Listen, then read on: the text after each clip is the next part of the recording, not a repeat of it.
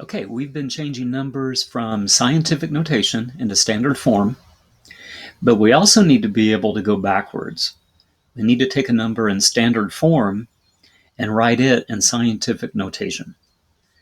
The way I do it is I just kind of think backwards. If you see this explained in a math textbook, they always do this a totally different way. But see if you understand the way that I do it. If I have a number like 4,500, and I want to change this into scientific notation, I first need to think about that the first part of scientific notation is a number between 1 and 10.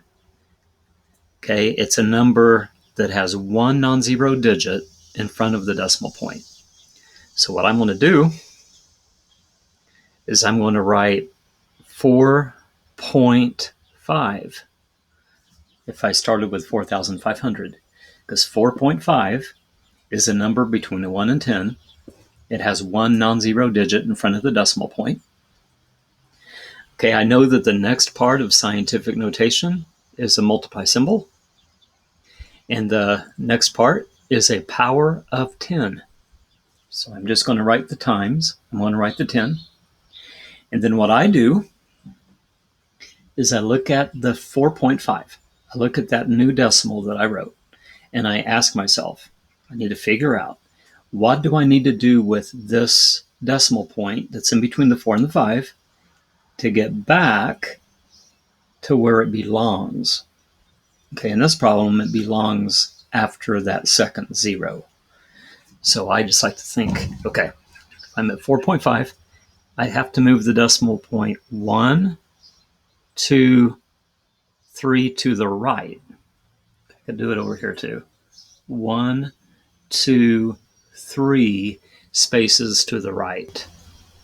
Okay, I would have to move this decimal point 3 spaces to the right to get it where it belongs. So I'm just going to use that idea to come up with my exponent. Okay, if I need to move my decimal point 3 to the right, my exponent has to be a positive 3. Okay, 3 because it's 3 spaces, positive because I'm going to the right. Okay, let's look at another one. 0.0005. Okay, I need to put my decimal point somewhere in that problem so that I have a number between 1 and 10. Okay, I can't put it here, 0.5, because 0.5 isn't big enough. I've got to put my decimal point after the 5. So I'm going to write down 5. I'm going to go ahead and write 0.0. You don't necessarily have to. So 5.0. And again, there's one non-zero digit in front of my decimal point. Okay, another way to think about it. Okay, I'm going to write my times. I'm going to write my 10 because I know this is what scientific notation looks like. And now I just need to think about, what do I need to do with my decimal point that right now is between the 5 and the 0 to get it back where it belongs. Okay, I'm going to have to go 1 to the left. That gets me in front of the 5. And then I have 3 more zeros to get in front of. Okay, look at it over here too. Okay, 1 space to the left, 2 spaces left, 3 spaces left, 4 spaces left. Okay, so I need to move my decimal 4 left.